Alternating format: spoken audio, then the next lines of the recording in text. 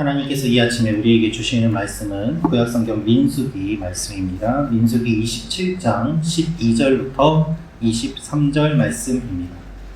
여호와께서 모세에게 이르시되 너는 이 아바림 산에 올라가서 내가 이스라엘 자손에게 준 땅을 바라보라. 본 후에는 내 형 아론이 돌아가는 것 같이 너도 조상에게로 돌아가리니 이는 신 광야에서 회중이 분쟁할 때에 너희가 내 명령을 거역하고 그 물가에서 내 거룩함을 그들의 목전에 나타내지 아니하였음이니라. 이 물은 신 광야 가데스의 무리바 물이니라. 모세가 여호와께 여짜와 이르되 여호와 모든 육체의 생명의 하나님이시여 원하건대 한 사람을 이 회중 위에 세워서 그로 그들 앞에 출입하며 그들을 인도하여 출입하게 하사 여호와의 회중이 목자 없는 양과 같이 되지 않게 하옵소서.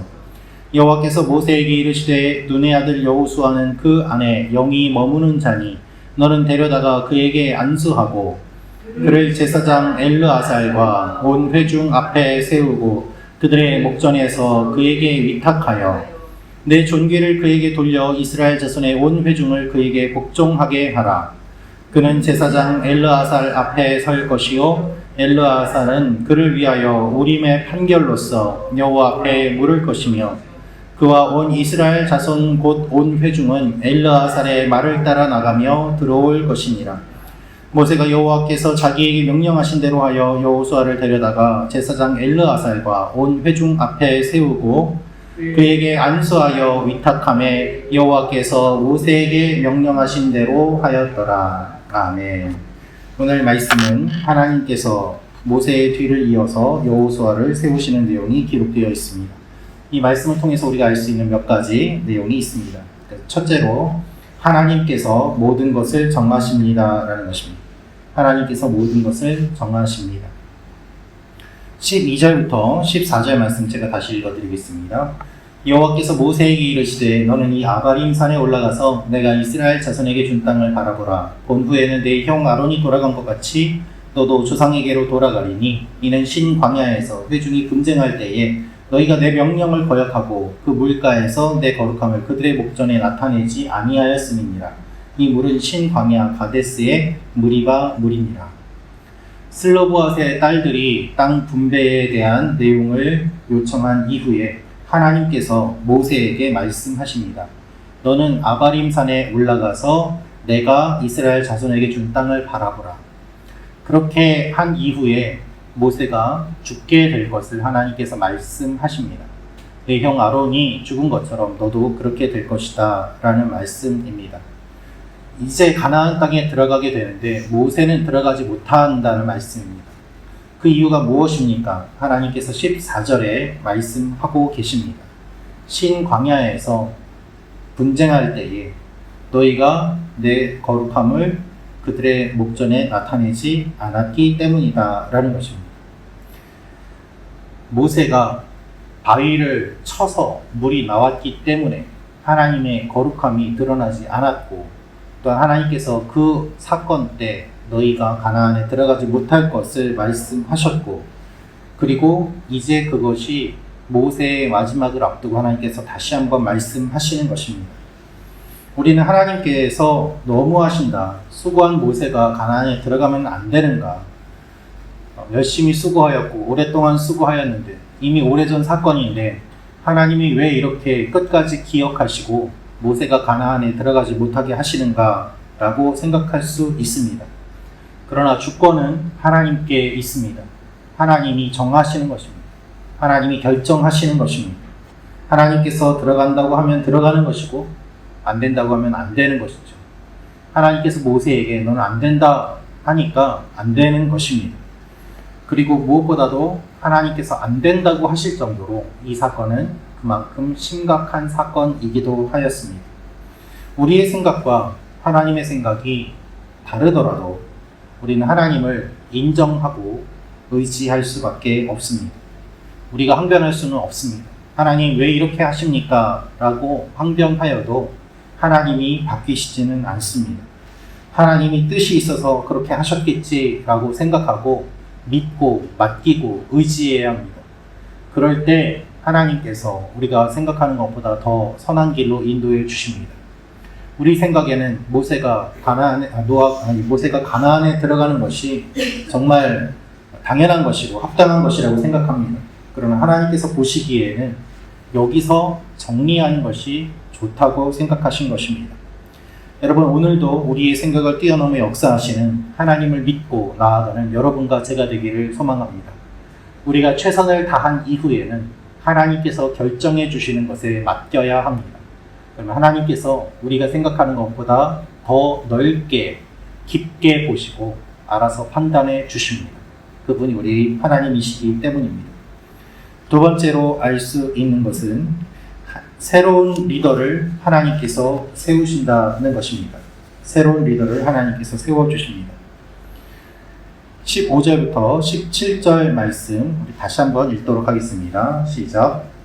모세가 여호와께 여짜와 이르되 여호와 모든 육체의 생명의 하나님이시여 원하건대 한 사람을 이 회중 위에 세워서 그로 그들 앞에 출입하며 그들을 인도하여 출입하게 하사 여호와의 회중이 목자 없는 양과 같이 되지 않게 하옵소서. 모세는 하나님 앞에서 항변하지 않습니다. 하나님 더 오래 하게 해주십시오라고 이야기하지도 않고 하나님을 원망하지도 않습니다. 이미 지나간 일이고 하나님이 결정하신 일입니다. 그것을 돌이킬 수 없습니다.